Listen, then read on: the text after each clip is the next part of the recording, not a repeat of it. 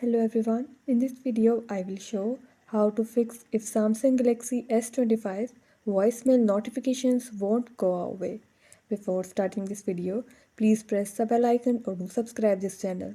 Let's start our video without wasting any time.